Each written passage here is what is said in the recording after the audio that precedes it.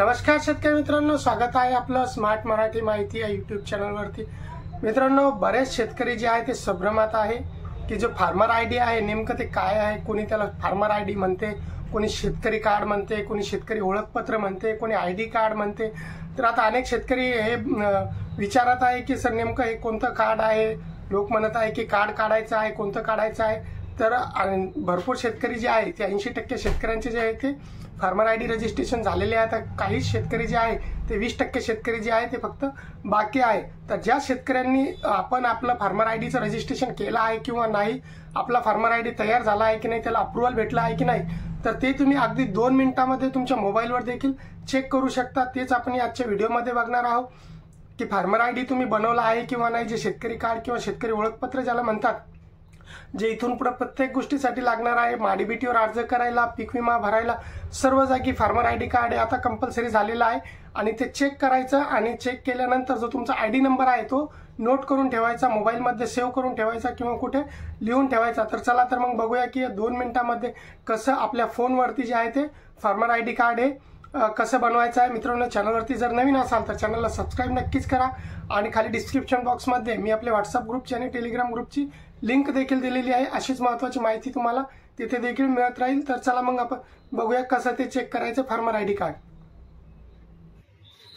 सर्वप्रथम ॲग्रीस्टेकच्या या वेबसाईटवरती यायचं। या वेबसाईटची लिंक मी खाली डिस्क्रिप्शन बॉक्समध्ये दिलेली आहे। या वेबसाईटवरती आल्यानंतर अशा प्रकारचं पेज ओपन होईल।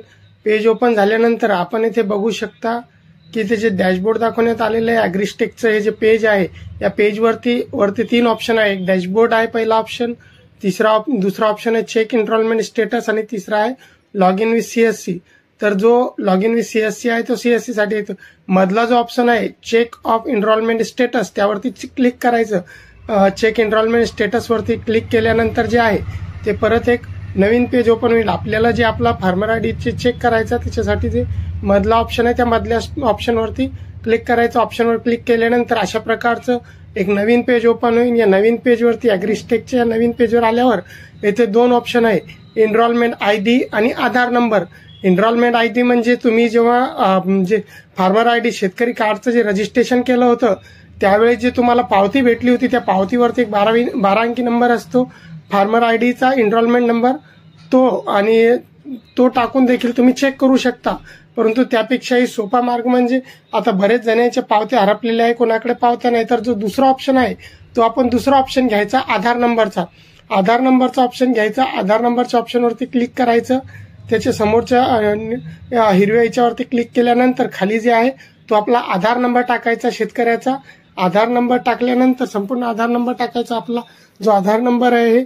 आणि आधार नंबर टाकल्यावरती जे समोर चेक आहे त्या चेकवरती क्लिक करायचं। चेकवरती क्लिक केल्यानंतर जे आहे ते तुमच्या समोर जे आहे ते तुमची फार्मर आयडी जर तुम्ही बनवली असेल किंवा तयार झाली असेल तर तुमची संपूर्ण माहिती तुमच्या समोर येऊन जाईल।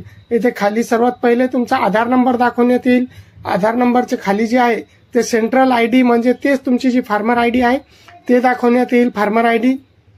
त्याच्या समोर तुमचा जे अप्रुव्हल स्टेटस आहे ते अप्रुव्हल स्टेटस दाखवण्यात येईल। अप्रुव्हल स्टेटस काय आहे, जर तुमचा आयडी अप्रूव्ह झाला असेल तर हिरव्या रंगामध्ये इथे अप्रूव्ह लिहिलेला दिसेल।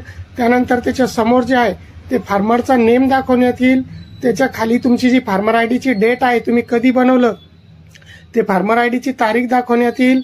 तुमचं आयडी अप्रूव्ह कधी झालं हे दाखवण्यात येईल। अशा प्रकारे मित्रांनो जे आहे ते अगदी सोप्या पद्धतीने जे आहे ते तुमचा फार्मर आयडी तयार झाला आहे किंवा नाही, तुमचा फार्मर आयडीचा नंबर काय आहे ते तुम्ही स्वतः मोबाईलवरती चेक करू शकता। आणि जो हा नंबर आहे, जो फार्मर आयडीचा जो सेंट्रल आयडी म्हणून यावरती दाखवते साईटवरती, तो नंबर नोट करून ठेवा। कारण इथून पुढे तुम्हाला पीक विमा भरायला असेल किंवा महाडीबीटीवर कोणतीही योजना भरायला जे आहे तो फक्त आणि फक्त फार्मर आयडीचा नंबर लागणार आहे।